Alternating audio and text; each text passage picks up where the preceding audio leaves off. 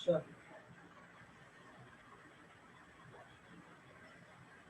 वालेकुम अस्सलाम।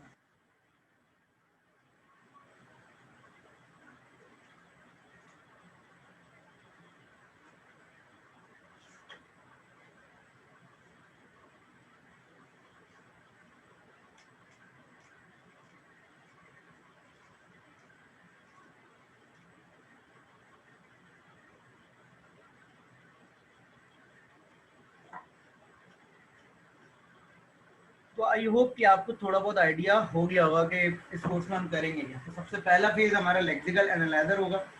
मैं उस पर आ रहा हूँ। अब मैं थोड़ा स्लाइड्स पर आ जाता हूँ, क्योंकि स्लाइड में काफ़ी सारी चीज़ें हैं जो कि शुरू में 2-3 हफ्ते तक मैं वहाँ से करवाता हूँ काम।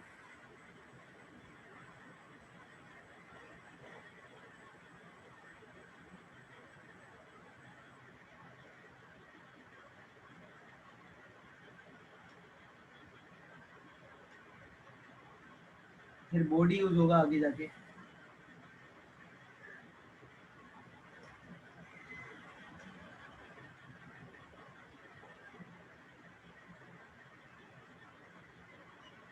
ब्रेकअप है आपका, ठीक है। और ये ब्रेकअप तो आपको पता ही है कि किस तरीके से होता है। मिड टर्म जो है वो 25 मार्क्स का होगा, बाकी जो 35 मार्क्स हैं उनका ब्रेकअप इस तरीके से। मैं आपको बता चुका हूँ कि कंपाइलर क्यों पढ़ते हैं, ठीक है। हिस्ट्री, ये 2 बुक्स हैं, आप इनसे भी हेल्प ले सकते हैं। ये कोर्स आउटलाइन मैंने अपलोड कर दी है LMS पे, तो उस कोर्स आउटलाइन के अंदर भी बुक्स के नाम लिखे हुए हैं, ठीक है। अब देखिए, अगर कंपाइलर की बात करें तो ये तमाम चीज़ें आ जाती हैं इस कोर्स में। बड़ा एक अच्छा कोर्स लगता है मुझे इस सेंस में कि इसमें एल्गोरिथम भी यूज़ हो रहे होते हैं, थ्योरी भी यूज़ हो रही होती है, आर्किटेक्चर प्लानिंग भी हो रही होती है, आर्टिफिशियल इंटेलिजेंस भी इसमें यूज़ हो रही होती है कि उसके कुछ एल्गोरिथम यहाँ पर यूज़ हो रहे होते हैं। तो एक मिक्सचर है काफ़ी सारी चीज़ों का ना। अगर आप ये कोर्स पढ़ लेते हैं तो काफ़ी सारी चीज़ों पर कमांड भी आपको मिल जाती है। But it's not about only compiler के सिर्फ आप कंपाइलर डिजाइनिंग में कॉन्सेप्ट यूज़ करते हैं, आप सिस्टम की प्लानिंग में भी यूज़ कर सकते हैं। आप लैंग्वेज से रिलेटेड जितने भी मामला आते हैं, किसी लैंग्वेज के कॉन्टेक्स्ट को समझने के लिए, उसमें से मीनिंगफुल स्ट्रक्चर निकालने के लिए भी आप ये कंपाइलर के कॉन्सेप्ट यूज़ कर सकते हैं। तो इट्स नॉट अबाउट सिर्फ कंपाइलर कंस्ट्रक्शन में आप इस कॉन्सेप्ट को यूज़ कर रहे हैं, ठीक है। आपसे बात हो चुकी है पहले हाफ में, और आप लोगों ने मुझे आंसर भी किया है। तो ये कुछ चीज़ें हैं जो पहले हाफ में हम देख चुके हैं, लेकिन मैं इसको फिर भी डिस्कस कर लेता हूँ। कंपाइलर की सिंपली डेफिनेशन क्या है? Compiler the program that reads the program written in one language, the source language, and translate it into equivalent program in other language। ठीक है ना। तो सिंपल सी बात है, एक लैंग्वेज को दूसरी लैंग्वेज में कन्वर्ट कर रहा है, ठीक है। और एरर भी बता रहा होता है। Definitely compiler to compiler vary करती है इसमें। आपके कंपाइलर में तमाम चीज़ें होनी चाहिए, हमने बात की और आपने मुझे आंसर भी किया कि भाई कोड को करेक्ट करने की एबिलिटी होनी चाहिए, आउटपुट तेज़ होना चाहिए, कंपाइलर तेज़ चलना चाहिए, compiler time proportional to program size होता है, सपोर्ट फॉर सेपरेट कंपाइलेशन होनी चाहिए, good diagnostic of syntax error होना चाहिए, ठीक है। मतलब ये तमाम चीज़ें जो हमने बात की, तमाम आपके कंपाइलर के अंदर होनी चाहिए। तो समहाउ हम इन चीज़ों का ख्याल भी रख रहे होते हैं। ये देखें, ये सिंपल से इसकी ब्लॉक डायग्राम। अगर हम इस कंपाइलर को फर्दर एक्सटेंड करें तो बात आगे बढ़ेगी, लेकिन अगर हम सिंपल बात करें तो सोर्स प्रोग्राम क्या है? भाई आप कंपाइलर को इनपुट दें और वो आपको टारगेट प्रोग्राम में कन्वर्ट करके दे दे, और एरर मैसेज डेफिनेटली प्रॉम्प्ट कर दे अगर मौजूद हैं तो एरर तो जब आएंगे जब आपकी कंपाइलर को पता होगा कि लैंग्वेज क्या है और लैंग्वेज का स्ट्रक्चर क्या है, लैंग्वेज में कौन कौन से कीवर्ड है, लैंग्वेज में कौन कौन सी टाइप यूज़ की जाती है। क्लियर? जब तक आपके कंपाइलर को ये तमाम चीज़ें नहीं पता होंगी तो कंपाइलर डेफिनेटली उन तमाम आंसर का जवाब, चीज़ों का आंसर नहीं कर सकता जो आप उससे पूछ रहे हैं। उसको ये पता होना चाहिए कि आपके कोड, आप जिस लैंग्वेज को यूज़ कर रहे हैं उसके अंदर कौन कौन से कीवर्ड हैं, कौन कौन सी टाइप यूज़ की जाती हैं, कैसा स्ट्रक्चर है हर चीज़ का, ठीक है। तो ये तमाम चीज़ें जब आपके कंपाइलर को पता होंगी तो डेफिनेटली कंपाइलर जब ही परफॉर्म कर सकता है उस सिनेरियो में। 2 बातें मैंने आपको बताई थी कि 2 फेज में शुरू के। पहला फेज होता है एनालाइज करना, तो मैं अभी आपको बता रहा था lexical analyser. The analysis part break up the source program into constituent trees and creates the intermediate representation of the source. मैंने जहां तक आपको बताया ना वहां तक मैं आपको दोबारा दिखा रहा हूँ डायग्राम से, फिर मैं वापस आता हूँ। ये देखें, ये इसके ना सारे फेजेस। तो ये सारे फेजेस मैं आपको एक एक करके समझाऊंगा, अभी सिर्फ समझाऊंगा, समझाने का मतलब ये है कि सिर्फ आपको इनके आउटपुट बता दूंगा कि भाई अगर लेक्सिकल एनालाइजर पे खड़े हुए हैं और उसको कोई चीज़ दे रहे हैं तो उसका आउटपुट क्या एक्सपेक्टेड है, फिर सिंटैक्स एनालाइजर का इनपुट क्या होना चाहिए और उसका आउटपुट क्या एक्सपेक्टेड है। बाद में सीखेंगे ये सारी चीज़ें, दोबारा रिपीट कर रहा हूँ, ये तमाम चीज़ें, इसमें से कुछ चीज़ें आपने पढ़ी भी हैं तो वो सिर्फ रिवाइज होंगी, बाकी जो नई चीज़ें होंगी वो हम देखेंगे डेफिनेटली। सिंटैक्स एनालाइजर का इनपुट क्या होगा और उसका आउटपुट क्या एक्सपेक्टेड है, सेमेंटिक एनालाइजर का इनपुट क्या होगा और उसका आउटपुट क्या एक्सपेक्टेड है। आखिर की जो 3 चीज़ें लिखी हुई हैं अभी मैं बताता हूँ। देखिए, सिमेंटिक एनालाइजर तक सारा काम हो जाता है, लेकिन हमें लो लेवल लैंग्वेज में कन्वर्ट भी करना है। तो इंटरमीडिएट कोड जनरेटर जो लिखा हुआ है वो क्या फेज है, वो मैं भी आपको थोड़ी देर में एक्सप्लेन करूंगा। ये 3 फेजेज ये हैं कि जो आपके फाइनल पे ले जाते हैं, लेकिन फिलहाल आपके मोस्ट इंपॉर्टेंट जो फेजेज है वो शुरू के 3, मतलब मुश्किल भी क्या है और इम्पोर्टेंट भी क्या है। इंपॉर्टेंट इन सेंस कि उसमें बहुत कुछ लर्निंग के पॉइंट ऑफ व्यू से। अच्छा, साइड में आप देखिए तमाम फेजेस के साथ 2 चीजें कनेक्ट है। ये 2 चीजें, एक पे लिखा हुआ है एरर हैंडलर और एक पे लिखा हुआ है सिंपल टेबल मैनेजर, ये भी मैं भी आपको एक्सप्लेन करूंगा, ठीक है।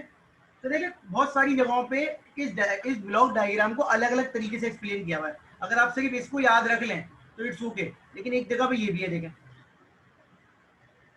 ये देखें, ये 3 इन्होंने क्या किया हुआ है, स्कैनर, पार्सर, इंटरमीडिएट कोड को अलग किया हुआ है और बैकएंड को अलग किया हुआ है। अब ये क्या है मैं आपको आखिरी एक चीज है उस पर समझा देता हूँ, फिर मैं वहाँ पे ले आऊंगा। देखिए ये सिंपल 7, ये 6 पेजेस हैं, 7 पेजेस। अब इन 7 पेजेस को आप देख लें और मैं आपको एक एक करके एक्सप्लेन कर रहा हूँ कि भाई 7 पेजेस जो हैं वो आपको क्या आउटपुट देंगे एक्सपेक्टेड। तो दोबारा रिपीट कर रहा हूँ, अभी आपके दिमाग में डेफिनेटली ये सवाल आएगा कि सर ये होगा कैसे, तो ये हम ही करेंगे, कोई और आके नहीं करेगा। लेकिन सिर्फ अभी आपको ये बताया जा रहा है कि कंपाइलर की अगर हम बात करें, मॉडर्न कंपाइलर की, तो सोर्स कोड इनपुट देने के बाद ये तमाम फेजेस के बाद आपको मशीन कोड में वो कैसे मिलता है। सही है, तो जरा तवज्जो से देखिएगा। हमने एक कोड इसको इनपुट दिया है, कोड का एक पीस दिया है, डेफिनेटली पूरा कोड नहीं दिया, एक पीस दिया है कोड का, और जिसमें लिखा हुआ है एक वाइल का लूप। और वाई का लूप क्या कर रहा है, Y is less than that, we don't know कि वाई क्या है, जेड क्या है, ठीक है। हमें पता है कि एक कोड के बीच का कहीं का हिस्सा है और इससे पहले भी कोड मौजूद है, वी बिलीव कि कोड इससे पहले का जो है सारा सही है। Y is less than that, integer x is equal to a plus b, y is equal to y plus x, ऐसा ही है, ठीक है ना। अब आप मुझे बताइए कि इस कोड को अगर मैं आपसे कहूं कि इस कोड में ऑप्टिमाइजेशन हो सकती है, ये कंपाइलर का पार्ट नहीं है फिलहाल, आपसे जनरल पूछ रहा हूँ, क्या इस कोड में ऑप्टिमाइजेशन हो सकती है। ऑप्टिमाइजेशन का मतलब क्या होता है जी,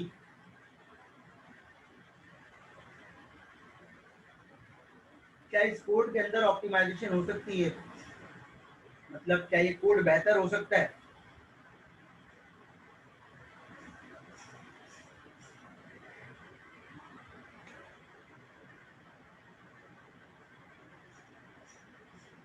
बिल्कुल, तो क्या है इस कोड में ऐसा कि वो बेहतर किया जा सकता है,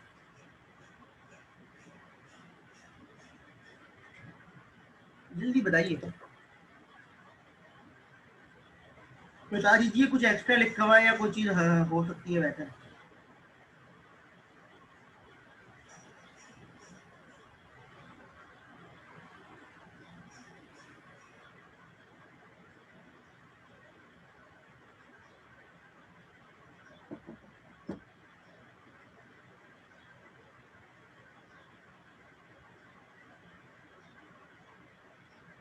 इंटीजर ए की डिक्लेरेशन नहीं हो सकती, एक्स एक्स्ट्रा है, ठीक है।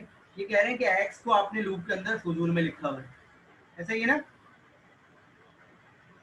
एक्स को आपने लूप में फजूल में लिखा हुआ है, क्योंकि ए और बी जब अपडेट नहीं हो रहे हैं तो एक्स को बार बार कैलकुलेट क्यों कर रहे हो, ऐसा ही है ना। ये जानबूझ के लिखा है हमने, ये हमने जानबूझ के लिखा है just for the sake of learning, कि आपको बताया जाएगा ये जो आखिर में फेज लिखा हुआ है ना आई आर ऑप्टिमाइजेशन, ये आई आर ऑप्टिमाइजेशन का फेज क्या करता है, ठीक है। ये just for the sake of learning लिखा हुआ है कि जो एक्स है ये बार बार एक काम कर रहा है, ये लूप से बाहर निकाल के लिख दें। तो इसका मतलब है जब लूप रन होगा तो ये जितनी दफा लूप रन होगा उतनी दफा ये एक्स कैलकुलेट करेगा और एक्स में कोई चेंजेस नहीं होंगे, तो देयर इज नो नीड, तो उसको हम लूप के अंदर लिखें। इज इट क्लियर, आगे बढ़ते हैं। देखिए प्रेजेंटेशन का तरीका बेटा अलग होता है, आपको मैं कहूं कि भाई आप बुलेट्स बनाएं तो कोई बुलेट बनाता है फुल स्टॉप का, कोई क्वेश्चन मार्क का, कोई टिक का, कोई क्रॉस का, बुलेट अलग अलग तरीके के बना देते हैं। तो लेक्सिकल एनालाइजर करता क्या है, वो फोकस कीजिएगा। उसकी प्रेजेंटेशन कैसी होगी वो डिपेंड करता है टोटली उस पर जो उसको बना रहा है। ठीक है, गौर से देखिएगा।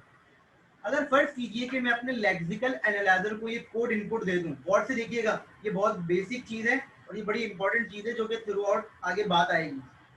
अगर मैं अपने लेक्सिकल एनालाइजर को ये कोड इनपुट दे दूं, तो मेरे लेक्सिकल एनालाइजर की रिस्पॉन्सिबिलिटी ये है कि वो इस कोड के टोकन जनरेट करके दे।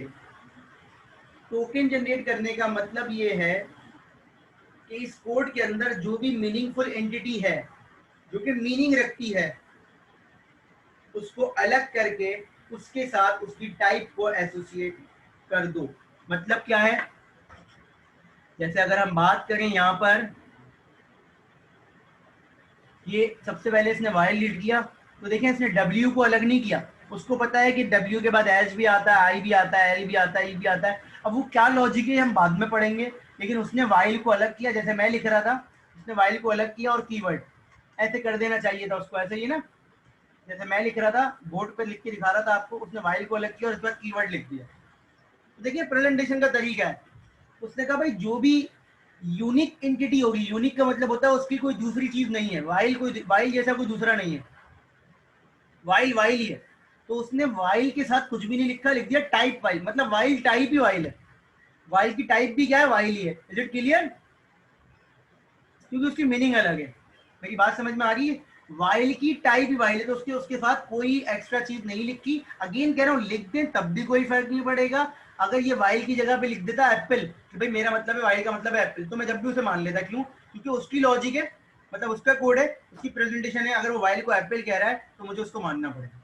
मतलब पीछे बैक एंड पे ये काम कहाँ हो रहा है, फ्रंट एंड पे नहीं हो रहा है, ये बैक एंड पे हो रहा है। तो वाइल को वो किसी भी चीज से रिप्रेजेंट कर सकता है।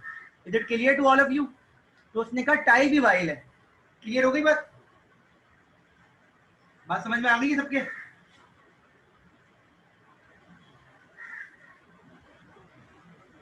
अच्छा जी, फिर अगला लिखा हुआ लेफ्ट पैरेंथेसिस। अब लेफ्ट पैरेंथेसिस होता है, तो फर्ज कर लीजिए कि भाई दो लेफ्ट पैरेंथेसिस आ गए एक साथ, लेकिन जब भी दोनों अलग अलग काउंट होते हैं, अगर किसी स्टेटमेंट में दो लेफ्ट पैरेंथेसिस एक साथ आ जाए, तब भी दोनों की मीनिंग अलग होती है। क्लियर हो गई ये बात? तो उसकी लॉजिक क्या होगी कि भाई अगर कैरेक्टर कोई लेफ्ट पैरेंथेसिस आ रहा है तो क्या करना चाहिए, वो हम बाद में बताएंगे। लेकिन उसने लेफ्ट पैरेंथेसिस को अलग किया और उसकी जो टाइप है वो टाइप ही डिफाइन कर दी लेफ्ट पैरेंथेसिस। अब आ जाए, उसको मिला एक वेरिएबल वाई। अच्छा, थोड़ा सा ना यहाँ पर एक चीज हमें अपने कॉन्सेप्ट को बिल्ड करना है। मतलब कॉन्सेप्ट को क्या बिल्ड करना है, एक चीज को हमें फिक्स कर देना है। जब भी इस कोर्स के अंदर वेरिएबल आएगा तो ये उसको आइडेंटिफायर बोलेगा। जब भी इस कोर्स के अंदर वेरिएबल आएगा तो ये उसको आइडेंटिफायर बोलेगा। क्या रीजन है उसका मैं भी बताता हूँ आपको। लेकिन जब भी इस कोर्स के अंदर वेरिएबल आएगा, चाहे वो इंटीजर हो, चाहे वो फ्लोट हो, चाहे वो कैरेक्टर हो, व्हाटएवर, ये उसको आइडेंटिफायर बोलेगा। आइडेंटिफायर रीजन बता सकता है कोई? किसी के दिमाग में कोई बात आ रही है? सर इसलिए आइडेंटिफायर बोलते होंगे।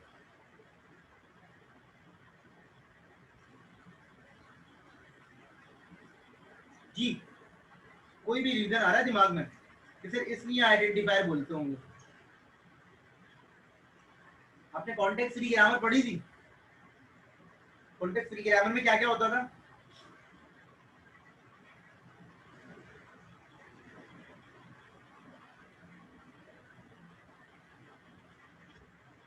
नहीं, बिल्कुल सही कह रहे हैं आप लोग। नहीं, ये बिल्कुल सारी बातें सही हैं आप लोगों की। यहाँ पर ये वेरिएबल का वर्ड यूज शायद इसलिए नहीं कर रहा, आप लोगों की बात भी सही है। आपने कॉन्टेक्स्ट फ्री ग्रामर पढ़ी थी, उसमें चार चीजें होती थी, आपको याद होगा। क्या क्या होता था? Starting symbol, production rules, variables और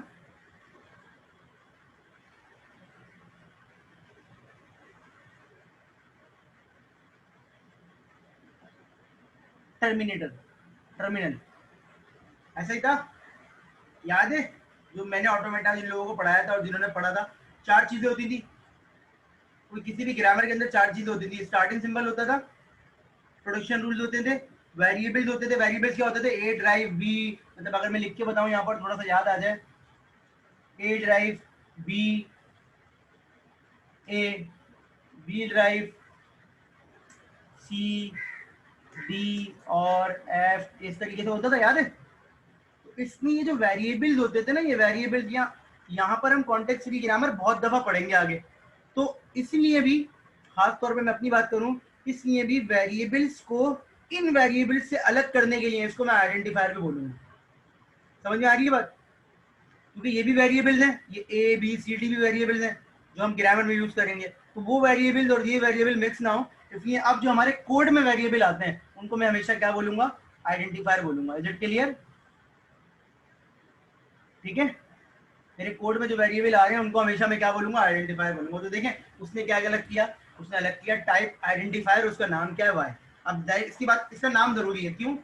आइडेंटिफायर का नाम साथ लिखना जरूरी क्यों है? क्योंकि आइडेंटिफायर आपके पास एक से ज्यादा तरीके के हो सकते हैं। Is it clear to all of you? Identifier आपके पास एक से ज्यादा तरीके के हो सकते हैं। पॉइंट समझ में आ रहा है ये? इसीलिए हमने लिख दिया। अब ये देखें, लेस देन का साइन आया तो टाइप लेस, क्योंकि ये एक से ज्यादा नहीं होते। जेड आया तो type identified Z, right parenthesis आया तो राइट पैरेंथेसिस, ओपन ब्रेसेस आया, ठीक है, ये देखिए ओपन ब्रेसेस हो गए, कर्ली ब्रैकेट जिसे आप कह रहे हैं। फिर टाइप इंटीजर आ गई, फिर टाइप एक्स आ गई आइडेंटिफायर की, फिर एक्स इक्वल टू आ गया, असाइन, असाइन कह दिया इक्वल टू को, असाइन करना, ठीक है। A is equal to identifier, plus का साइन आ गया तो प्लस कह दिया आइडेंटिफायर, एंड सो ऑन।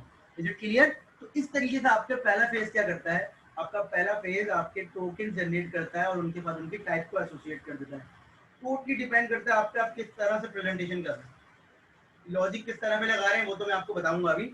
वो जब हम लेक्सिकल के प्रॉपर फेज में आएंगे तो मैं आपको बताऊंगा कि किस तरीके से वो लॉजिक बिल्ड करेंगे। लेकिन फिलहाल आपने आइडेंटिफायर लेक्सिकल एनालाइजर का काम देख लिया, आपकी समझ में आ गया कि लेक्सिकल एनालाइजर क्या करता है। लेक्सिकल एनालाइजर आपके कोड को ब्रेक करके टोकन्स में जनरेट करता है। Is it clear to all of you? We believe कि जब ये कोड को टोकन में जनरेट कर रहा है तो सही काम कर रहा है। अगर ये सही काम कर रहा है तो ही हम सिंटैक्स के पास जाएंगे। मतलब क्या है, ये जो वाइल ऊपर लिखा हुआ है, आप मुझे बताएंगे कि जो आइडेंटिफायर होता है उसको डिक्लेयर करने का क्या तरीका है? क्या चीज दिमाग में रखनी चाहिए जब आइडेंटिफायर आप डिक्लेयर करते हैं? कोडिंग करते हुए जब आइडेंटिफायर आप डिक्लेयर करते हैं तो क्या चीज आपके दिमाग में होती है?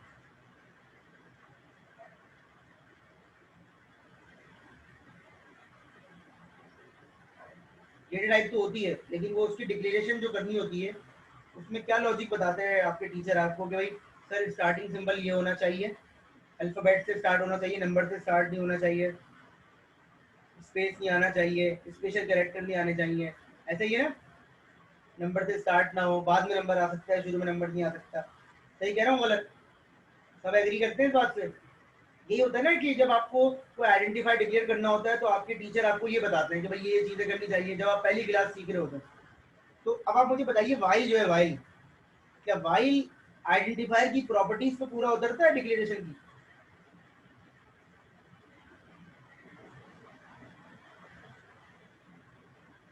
क्या वाइल जो है वो आइडेंटिफायर की प्रॉपर्टीज पे पूरा उतरता है डिक्लेरेशन की? बेटा उतरता तो है, उतरता तो है।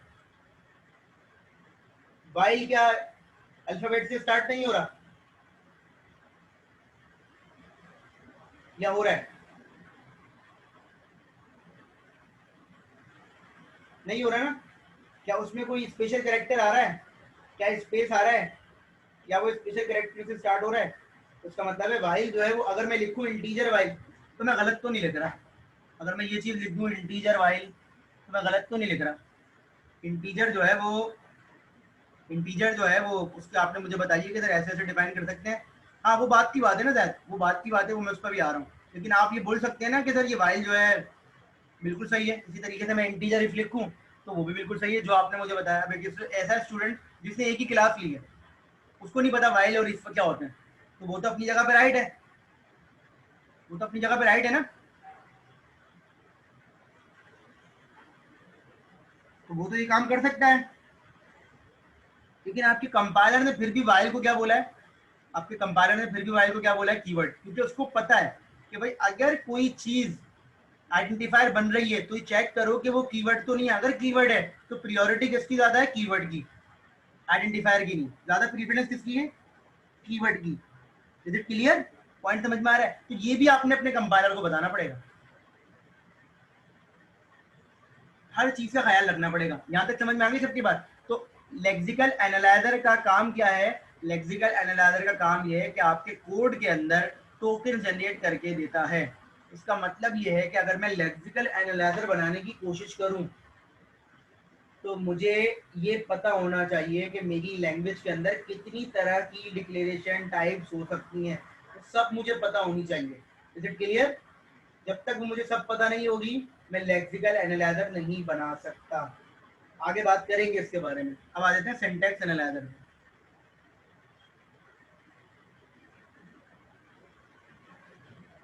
सिंटैक्स एनालाइजर, वी बिलीव कि लेक्सिकल एनालाइजर ने सही टोकन जनरेट करके दिए। वी बिलीव कि लेक्सिकल एनालाइजर ने सही टोकन जनरेट करके दिए हैं और उन टोकन्स को हम सिंटैक्स एनालाइजर को इनपुट दे रहे हैं। क्या काम था सिंटैक्स एनालाइजर का?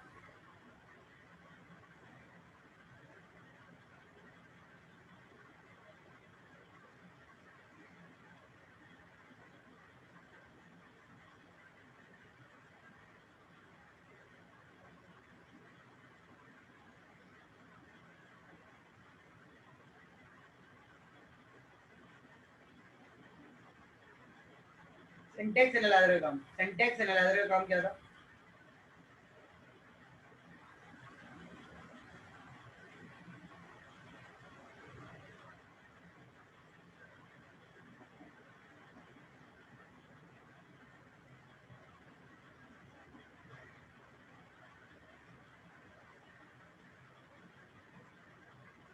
ठीक है ना? तो अब वो देखिए, थोड़ा सा याद करने की कोशिश करें। अगेन मैं आपको अभी एक्सप्लेन नहीं कर रहा, सिर्फ दिखा रहा हूँ। तो ये थोड़ा सा याद कर लें कि आपने डीएम का कोर्स पढ़ा था, डिस्क्रीट मैथमेटिक्स, तो उसमें आप ट्री बनाते थे। ट्री ट्री बनाते थे, सिंटेक्स ट्री करके कुछ बनाते थे। क्या करती थी ट्री आपकी? याद है कुछ? याद है ना कुछ? मैंने तो कभी नहीं पढ़ाया आपको, लेकिन आपको आपने पढ़ा जरूर होगा। तो वो ट्री क्या करती थी, थोड़ा सा याद है आपको?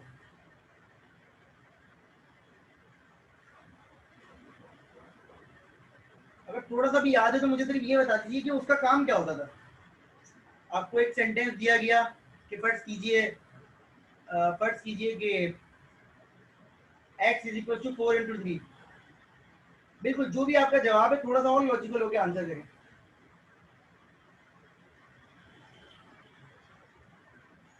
हायरार्की मेंटेन करती थी कि कौन सी चीज पहले सॉल्व होगी और कौन सी चीज बाद में सॉल्व होगी, ऐसे ही है ना? फिटिंग के हिसाब से काम करती थी। बिल्कुल वंडरफुल। ठीक है, तो ये देखें, थोड़ा सा मैं आपको आइडिया दे रहा हूँ, थोड़ा सा आइडिया दे रहा हूँ आपको। ठीक है,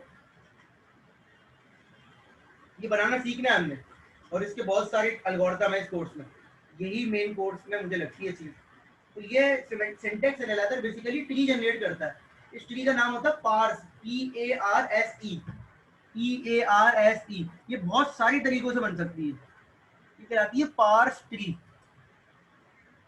ठीक है, ये बहुत सारे तरीकों से बन सकती है। बहुत सारे इसके अपने वो हैं, एल्गोरिथम कहते हैं, पार्सिंग के एल्गोरिथम। तो वो अभी हम नहीं देख रहे, लेकिन पार्स ट्री है। तो ये बताती है कि भाई अगर ये प्लस आता है तो उसके बाद यहाँ पर कितने लोग आ सकते हैं। कम से कम 2 लोग होने चाहिए या 1 होना चाहिए। ये इक्वल टू के लेफ्ट हैंड साइड पे एक ही बंदा होना चाहिए। सही है। अगर ये कंडीशन लगी हुई है तो इस तरीके से हो सकता है। इक्वल टू है तो लेफ्ट हैंड साइड पे एक ही होना चाहिए। प्लस है तो कम से कम 2 होने चाहिए। ठीक है, फिर सीक्वेंस है तो ऐसे होता है, फिर वाइल है तो ये होता है, वो होता है। मतलब पूरा इसका स्ट्रक्चर है, सिर्फ वाइल का नहीं है, हर चीज का। अगर ये ट्री बन जाए, अगर ये ट्री बन जाए, सक्सेसफुली बन जाए, मतलब फर्ज करें अगर यहाँ पर कोई मेंबर नहीं होता, फर्ज करें यहाँ पर कोई मेंबर नहीं होता इक्वल टू के लेफ्ट हैंड साइड पर, या राइट हैंड साइड पे फर्ज करें कोई मेंबर नहीं होता इक्वल टू के, या लेफ्ट हैंड साइड पे नहीं होता, तो फिर ये ट्री सही नहीं थी। बन तो जाती लेकिन सही नहीं होती। तो अगर ये ट्री बन जाती है तो इसका मतलब है आपका जो सेंटेंस है वो सही है। Is it clear? ये बनाना सीखना है, ये बनाना सीखना है। ठीक है,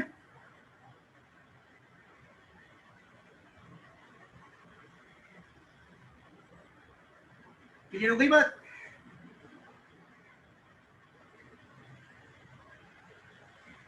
ये पॉइंट समझ में आ गया कि हमें ये बनाना सीखना है। अगर ये ट्री बन जाती है, इट्स टू अर्ली कि मैं आपको इसके बारे में डिटेल बताऊं, लेकिन आप ये समझिए कि अगर ये ट्री बन जाती है तो आप ये कह सकते हैं कि सर जी बिल्कुल ये जो है स्ट्रक्चर बन गया, इसका स्ट्रक्चर मीनिंगफुल है, स्ट्रक्चर मीनिंगफुल है। ये काम होता है सिंटैक्स एनालाइजर का। अगेन रिपीट कर रहा हूँ, सिंटैक्स एनालाइजर का काम होता है स्ट्रक्चर जनरेट करना। अगर लेक्सिकल एनालाइजर ने टोकन जनरेट करके दिए हैं, फर्ज कर लीजिए फर्ज कर लीजिए कि ये जो है बीच में प्लस नहीं है, फर्ज कर लें आप बीच में प्लस नहीं है, तो डेफिनेटली ये स्ट्रक्चर फिर सही नहीं होगा। जब ये स्ट्रक्चर सही नहीं होगा तो ये ट्रिक आएगी कि भाई ये स्ट्रक्चर मीनिंगफुल नहीं है। Is it clear to all of you? तो थोड़ा सा स्टोरी की तरह समझते हैं। लेक्सिकल एनालाइजर क्या कर रहा है? लेक्सिकल एनालाइजर क्या कर रहा है? वो आपके टोकन जनरेट करके दे रहा है, सिर्फ टोकन। उसका काम कोई एरर निकालना नहीं है, वो सही टोकन जनरेट करके देगा। अगर दो आइडेंटिफायर एक साथ लिखे हुए तब भी वो जनरेट करके देगा, दो प्लस एक साथ लिखे हुए तब भी वो जनरेट करके दे देगा। लेकिन जो सिंटैक्स एनालाइजर है वो क्या करता है? उन टोकन्स को यूज करके स्ट्रक्चर जनरेट करने की कोशिश करता है। अगर स्ट्रक्चर बन जाता है तो वो कहता है कि ये सिंटैक्स, ये जो स्ट्रक्चर बना है जिस चीज का, जिस सिंटैक्स का, वो सिंटैक्स मीनिंगफुल है। Is it clear to all of you? यहाँ तक कोई सवाल है तो पूछ लीजिए। हमें सिंटैक्स एनालाइजर भी पढ़ना है, लेक्सिकल भी पढ़ना है। पहले लेक्सिकल फिर सिंटैक्स। कोई सवाल है तो यहाँ तक तो पूछ लीजिए। कोई भी सवाल हो तो पूछ सकते हैं आप लोग।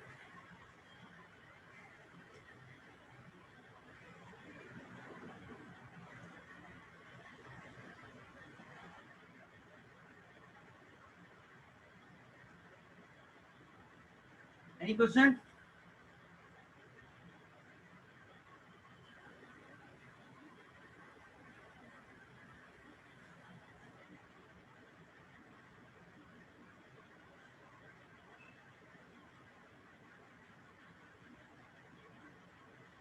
दो चीज है ना बेटा, देखें, वाइल डिपेंड करता है ना कंपाइलर टू कंपाइलर। डिक्लेयर कर सकते हैं आप। आपको अगर मैं अपनी मिसाल दूं, मेरे एक दोस्त है जिसका नाम था ये वाइल।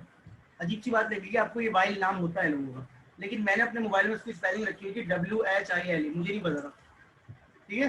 उसका नाम वाइल था। ये मैं स्टोरी नहीं सुना रहा, हकीकत है। उसका नाम वाइल था, लेकिन मैंने अपने मोबाइल में स्पेलिंग रखी हुई थी वाइल। फर्स्ट कीजिए मैं पहली क्लास ले रहा हूँ प्रोग्रामिंग की, और हम लोग तफरियाँ कर रहे हैं। तो जैसे ही सर ने बताया प्रोग्राम चलता है भाई ऐसे ऐसे और ये नंबर ऐड होते हैं, तो मैंने गलती से इंटीजर वाइल लिख दिया, अपने दोस्त का नाम जनरेट करवा दिया। तो डिक्लेयर तो हो जाएगा कोड के अंदर। वो कंपाइलर उसको मना करेगा, मना कर देगा कंपाइलर कि भाई ये चीज़ सही नहीं है, लेकिन डिक्लेयर होने में तो मसला नहीं है ना। डिक्लेयर तो हो सकता है। वो बात समझ में आ रही है? भाई लोग यही करते हैं ना, पहली क्लास में जब प्रोग्रामिंग सीखते हैं तो अजीब अजीब से वेरिएबल जनरेट कर रहे होते हैं तफरीह के लिए, दोस्तों के नाम लिख दिए, चीज़ों के नाम लिख दिए। तो डिक्लेयर तो हो जाएगा वो, लेकिन फिर वो चलेगा नहीं आगे। वो कौन रोकेगा? वो रोकेगा कौन? वो रोकेगा आपका सिंटैक्स एनालाइजर। वो बोलेगा भाई ये चीज जो है स्ट्रक्चर मीनिंगफुल नहीं है, क्योंकि एक इंटीजर के साथ एक कीवर्ड नहीं आ सकता। मतलब अगर आप ये डिक्लेयर कर रहे हैं, उसको क्या मिलेगा? उसको ये मिलेगा, देखिए, इंटीजर वाई। लेकिन जब लेक्सिकल एनालाइजर जनरेट करेगा वो बोलेगा इंटीजर इंटीजर है और यहाँ लिखा हुआ है कीवर्ड, और कीवर्ड कौन सा? वाई। जब वो सिंटैक्स एनालाइजर आएगा, सिंटैक्स एनालाइजर बोलेगा सर ये दो चीजें एक साथ नहीं आ सकती, इसके बाद must be and identifier. Integer के बाद must be something which is identifier. Clear हो रही है बात?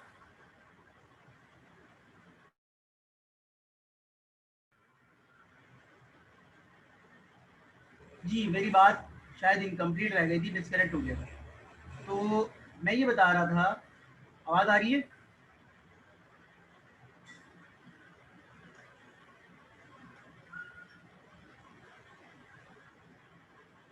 मैं ये बता रहा था कि देखें, डिक्लेयर तो हो जाएगा बेटा। डिक्लेयर कहाँ होता है? वो तो कोड फाइल में होगा, वो तो हो जाएगा। लेकिन जब कंपाइलर उसको रन करेगा तो आपको नहीं पता चलेगा, आपको तो एरर ही मिलेगा। लेकिन कंपाइलर में दो फेजेज हैं। लेक्सिकल कहेगा कि इस लाइन के अंदर जो जो चीज लिखी हुई है, अगर मैं उसको एक्सप्लेन कर सकूं दोबारा, ये देखें, लेक्सिकल का काम आपने फर्स्ट नहीं ये लिखा इंटीजर वाइल, सही है। लेक्सिकल एनालाइजर क्या करेगा? बोलेगा इंटीजर इंटीजर है, वाइल वाइल है। लेकिन वाइल जो है बेसिकली क्या है? कीवर्ड है। आपके काम की चीज नहीं है ये सारा काम कौन कर रहा है? ये सारा काम कर रहा है आपका लेक्सिकल एनालाइजर। लेक्सिकल बोला आगे बढ़ो, आगे जैसे बढ़ा यहाँ पर लिखा हुआ है इंटीजर कीवर्ड। सिंटैक्स एनालाइजर बोलेगा, सिंटैक्स एनालाइजर बोलेगा भाई इंटीजर के साथ कीवर्ड नहीं आ सकता, इंटीजर के साथ जो चीज आएगी उसको आइडेंटिफायर होना चाहिए। ये स्ट्रक्चर सही नहीं है, इसलिए इसको आप एरर दे दो। क्लियर हो रही है बात? अब वो डिपेंड करता है एरर देने का तरीका, कौन सा कंपाइलर किस तरीके से आपको एरर दे रहा है, जस्ट वो मेंशन कर रहा है, जस्ट वो प्रॉपर मैसेज दे रहा है, वो डिपेंड करता है। जैसे अगर हम मैटलैब की बात करें तो मैटलैब में कैसे काम करते हैं? मैटलैब में जहां तक का कोड सही होता है, रन हो जाता है, और जिस लाइन में एरर आता है सिर्फ वो एरर दिखाता है, उसके आगे के अगर 50 एरर भी हैं तो वो नहीं दिखा रहा होता। समझ रहे हैं? जहां तक आपका कोड सही होता है वहां तक चल जाता है, और जहां पहली लाइन में एरर हुआ उससे आगे कोड ही नहीं चलेगा। जो उस एरर को सही नहीं करोगे आगे नहीं बढ़ेगा। जैसे ही उस एरर को सही किया, हो सकता है हर लाइन में एरर हो, लेकिन लाइन बाय लाइन एरर दिखाता है। क्लियर हो रही है बात? तो ये डिफरेंस होता है, वो डिपेंड करता है बनाने वाले में, और कुछ टाइप्स भी होती हैं इसकी। ठीक है, तो आगे बढ़ते हैं। तो ये हो गया सिंटैक्स एनालाइजर। अब सिमेंटिक एनालाइजर क्या करता है? तो अगेन अगर आपको सिंटैक्स थोड़ा बहुत भी क्लियर हुआ है तो सिमेंटिक एनालाइजर क्या करता है? उसकी मीनिंग ढूंढने की कोशिश करता है। मीनिंग का मतलब क्या है कि इस कोड में क्या क्या काम होता है। ये देखें, ये देखें, मीनिंग का मतलब क्या है? भाई दो इंटीजर अगर आपस में ऐड होंगे तो उनका आंसर भी क्या होना चाहिए? इंटीजर ही होना चाहिए। मतलब वो जो टाइप रिटर्न करेंगे वो इंटीजर ही होगी। ये देखें, दो इंटीजर आपस में कंडीशन कंपेयर कर सकते हैं, मतलब उनके दरमियान में जो टाइप होगी वो बूलियन होगी। अगर उनके दरमियान में कंपैरिजन हो रहा है तो जो चीज रिटर्न होगी वो क्या होगी? बूलियन। तो इंटीजर आपस में ऐड होंगे, आंसर इंटीजर आएगा, आगे भी इंटीजर फॉरवर्ड होगा। ये इंटीजर आपस में काम कर सकते हैं सीक्वेंस का। ठीक है, मतलब ये भी कंडीशन ही है। ये देखें, ये सीक्वेंस हो गया, और फिर यहाँ पर आ जाए ये बूलियन। इस तरीके से पूरा ना ये इसकी मीनिंग ढूंढने की कोशिश करता है। अगेन इसको देखते हैं आगे कि भाई ये किस तरीके से मीनिंग ढूंढता है। तो बहुत सारी कॉमन चीजें कि भाई दो इंटीजर आपस में ऐड होंगे तो इंटीजर ही आना चाहिए। तो ये मीनिंग उसको ऑलरेडी मिल गई, आपने नहीं दी, उसको मिल गई। इसी तरीके से दो इंटीजर अगर आपस में कंपेयर हो रहे हैं, दो इंटीजर अगर आपस में कंपेयर हो रहे हैं तो उसकी जो रिटर्न टाइप होगी वो बूलियन होगी।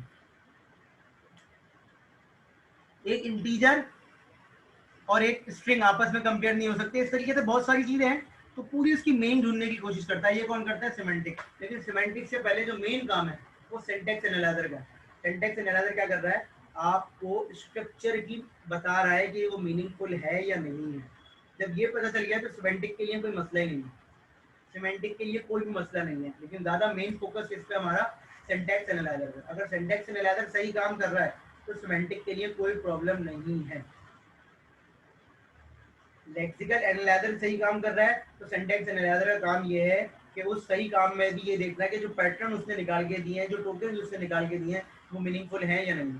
अगर वो मीनिंगफुल नहीं है तो फिर वो कह देता है कि ये सिंटैक्स एनालाइजर कि ये चीज़ सही नहीं है। मतलब पार्स ट्री बन गई तो सही है, अगर पार्स ट्री नहीं बन रही तो नहीं।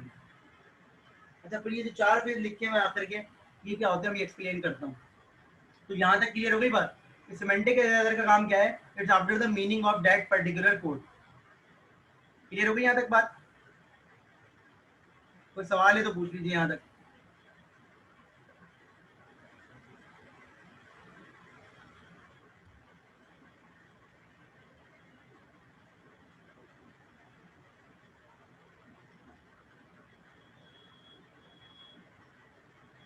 कोई सवाल है यहाँ तक?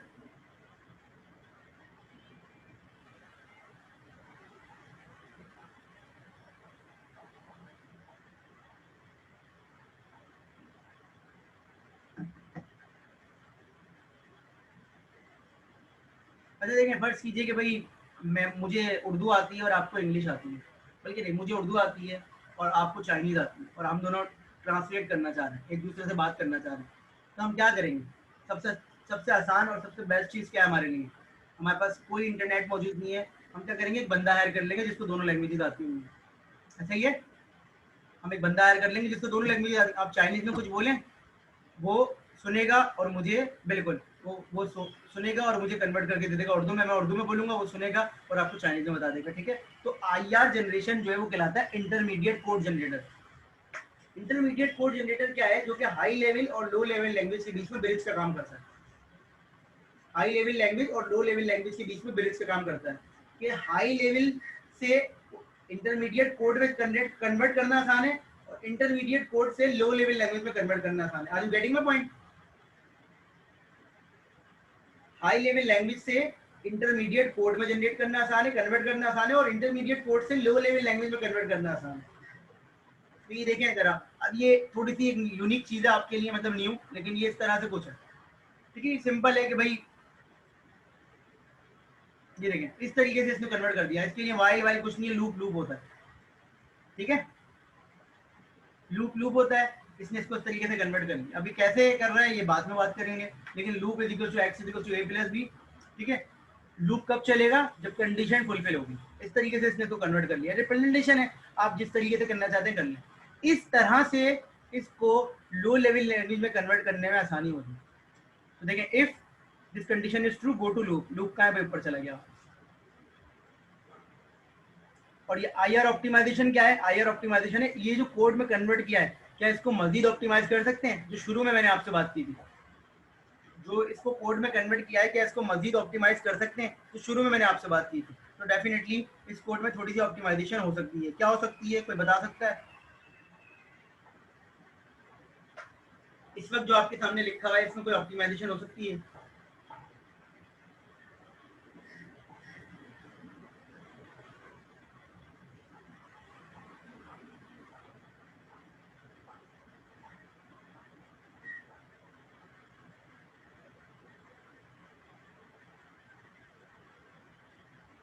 जी बता दें जल्दी से, क्या हो सकती है?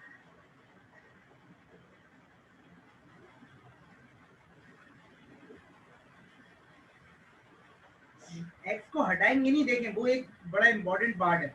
आप उसको लूप में से हटा सकते हैं। बिल्कुल, आप लूप स्टार्ट कर सकते हैं वाई से।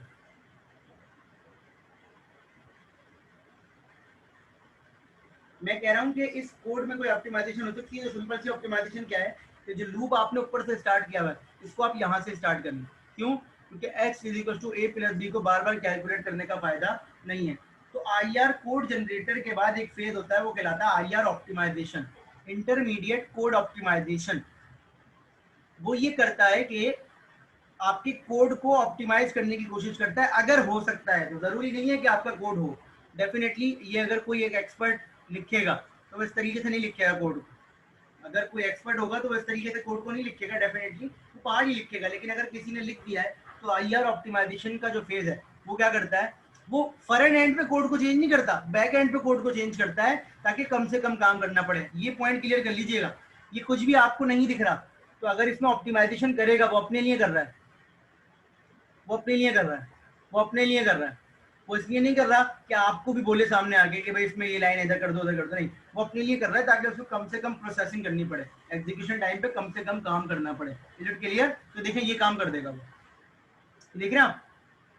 अगर ऐसी पॉसिबिलिटी होगी तो एग्जाम्पल के लिए लिया हुआ हमने ये, देख रहे हैं?